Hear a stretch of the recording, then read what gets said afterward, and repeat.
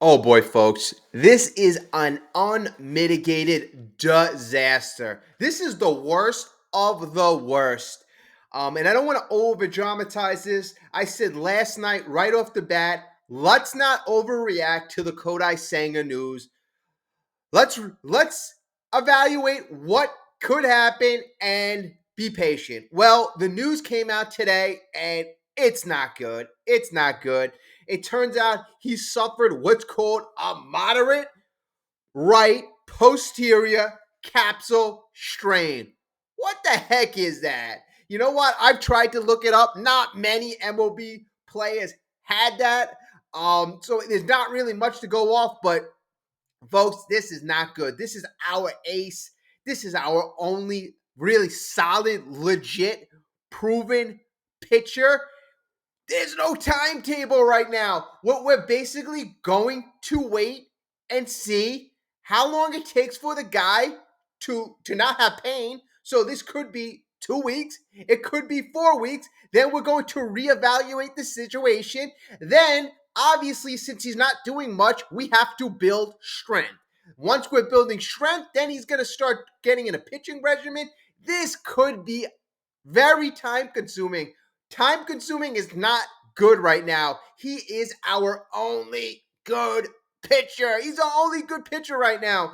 Obviously, I mentioned this last night that Canana is slotted as our ace. Yesterday morning, prophetically, I said, and I've been saying this, I don't even want to just attribute it to yesterday morning.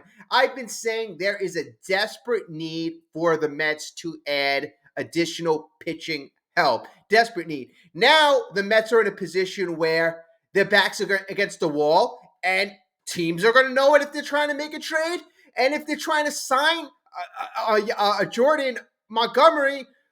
Now Boris knows it. We are not in a position of power. That's why when we had a guy like Kodai Senga and we had depth, I'm like, that's when you add more depth. Now we have to just rely on crappy players. It is just so frustrating. I mean, if you think about it, every single damn year this happens. Every single damn year. Last year it was Verlander. Canana happened last year. Diaz happened last year. DeGrom a couple years ago. 4 or 5 years ago is Syndergaard. It was Wheeler. It was Harvey before that. I mean, the list goes on and on. Anytime we have a decent quality pitcher, they're going to get snake bitten. I mean, thank God Yamamoto didn't come here. For his sake, at least, he would have been injured somehow. The guy's career would have been on the line. God bless him for going to the Dodgers right now. At least he saved it from being snake bitten. Oh my God. I mean, the Mets have very bad luck. Very bad luck. In the case of Kodai Senga, the fact of the matter is, last year he threw 166 innings, and that was the most innings he's thrown since 2019. Does that have anything to do with it? It could. It's hard to really say. Before that, in 2022, he had 144 innings thrown. 2021, 111 innings thrown. 2020, 131 innings thrown. Bottom line, this guy is not an innings eater. He's your ace, and he's not an innings eater. So if you're David Stearns and you're the New York Mets, what's really frustrating is you got a guy with talent, but you got a guy who you know is susceptible to being injured, and you got a guy who is not really used to throwing a lot of pitches. He can't even throw every 5 days. So, for us to not get that insurance, for us not to go out and get like a Jordan Montgomery or any player that could slot into the top half of the rotation is really derelict. I saw this, at this article, Michael K said it's a dereliction of duty.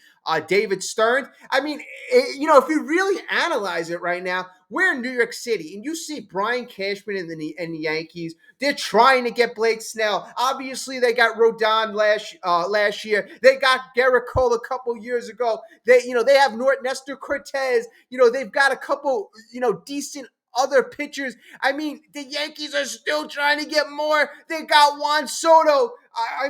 The Yankees are trying to go for it because they know you need quality players to produce wins, to be productive. I mean, we're relying on guys who have been cut from 2, 3, 4 teams. Now they're going to be on the Mets and all of a sudden they're going to produce.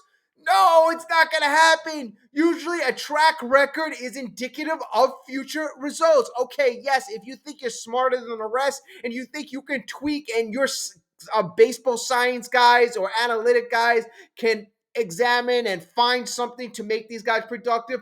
I hope to God that happens. I hope, because you're going to be relying on the bottom of the barrel because we lost our ace. I mean, Pete Alonso is at threat of being traded or becoming a free agent next year. I mean, our talent, we are losing our talent very, very quickly. Very, very quickly.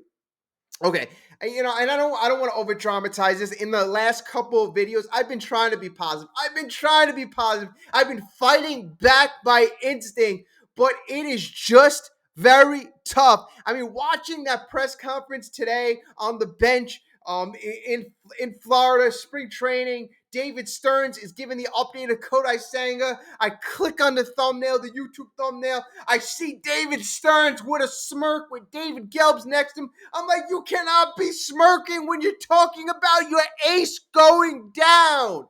What is that? I mean, that is one thing David Stearns has to work on. You're the general manager / president of baseball operations. You cannot be smirking when you are reporting your best pitcher / ace is being out for God knows how long. You cannot say that with a smile on your face. This is when you have to get serious. And I know maybe it might be, hard. It might be because part of his mechanics.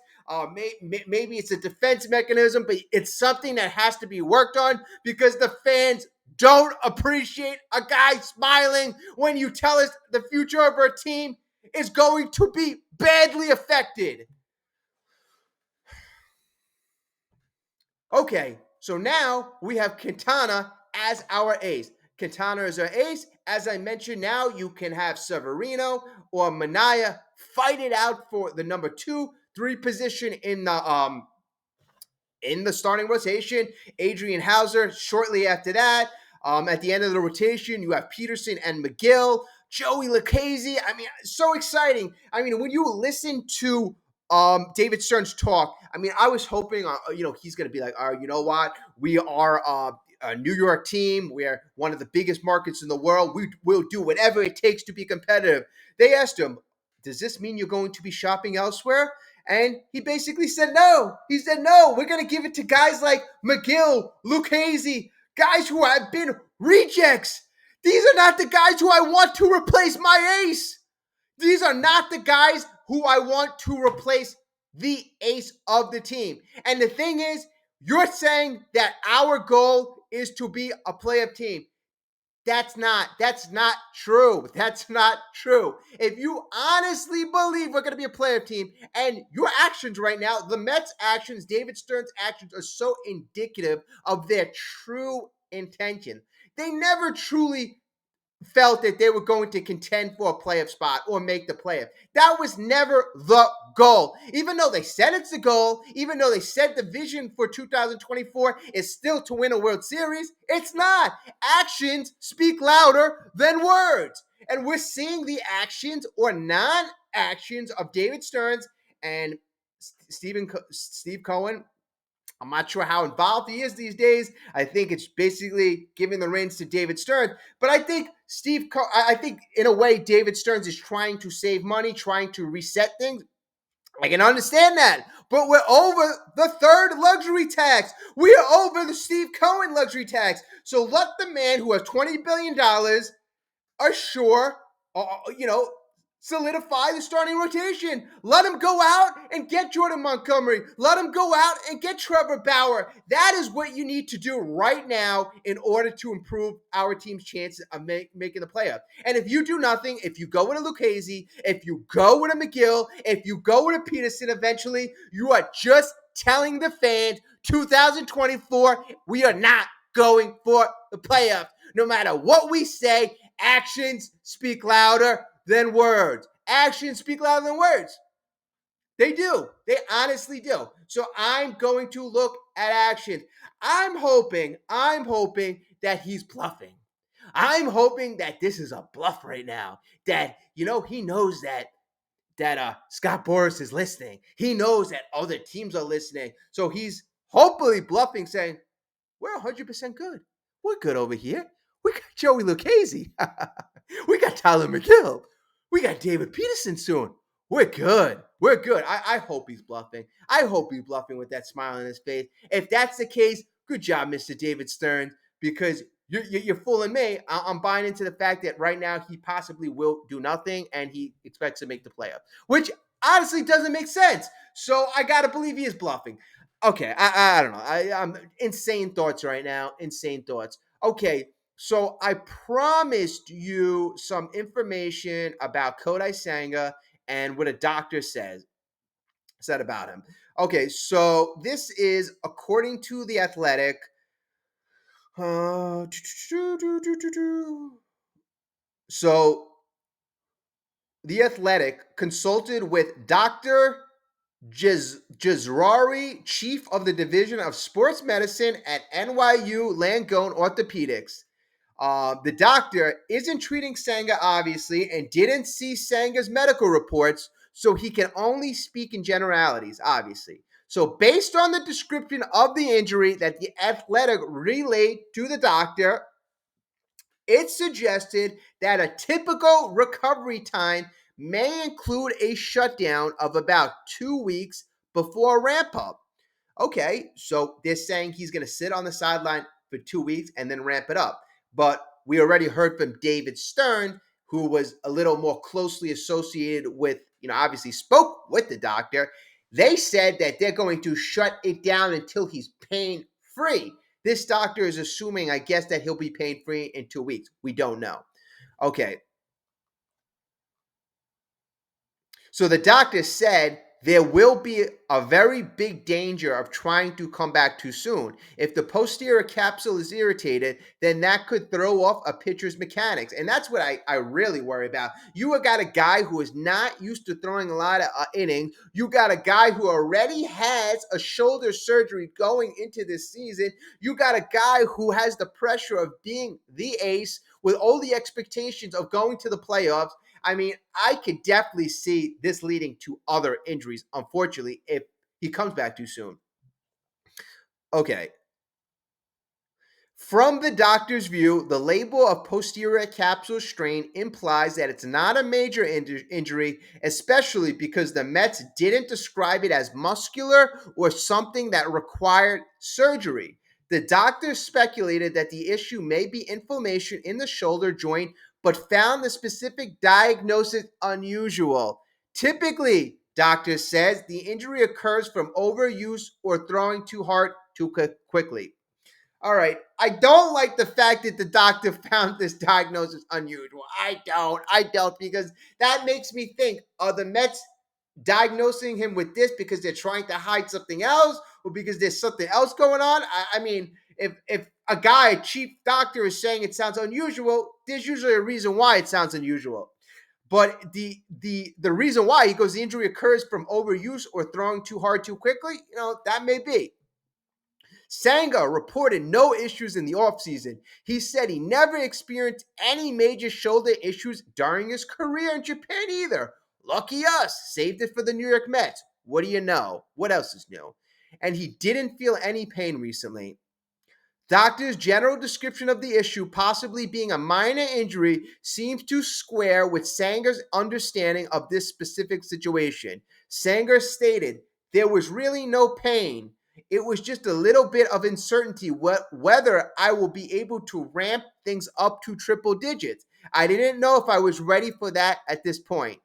The message from doctors was it's not anything severe at this point, and if we can treat it now, there aren't any effects on any part of the body. So it looks like they really don't want him to overcompensate. The labeling of Sanga's injury as posterior or a strain in the back of the shoulder as opposed to anterior or a strain in the front of the shoulder stands out as potentially key detail. Simply put, Doctors said when someone rotates their arms, they are stretching the anterior capsule in the front. So an anterior capsule injury would be much harder to manage. Given the amount of interior irritation the very active throwing would cause. Many times, an anterior capsule injury leads to surgery. Conversely, a posterior capsule injury, which is what Senga has, could result from a mechanical thing. And since posterior injury would be under less tension, it could be more easily recovered from. Bottom line here, this is a medical professional. His credentials again is he is the chief of division sports medicine at NYU Langone Medical Orthopedics. All right, so this guy does have good credentials, so that is a good opinion. But we don't know the specifics. He wasn't looking at Kodai Senga MRI. That I believe is that's a positive. But bottom line here is I don't feel good. I don't feel good at the beginning of the spring training. Drop your comment. How do you feel? Like, subscribe. We got a lot more videos coming. We got a season. We got a season. I don't know how the season's gonna be, but we got a season coming up nonetheless. So I really appreciate you. Keep the comments coming. Appreciate all the support. Agree, disagree. It's all fun. I want to hear you.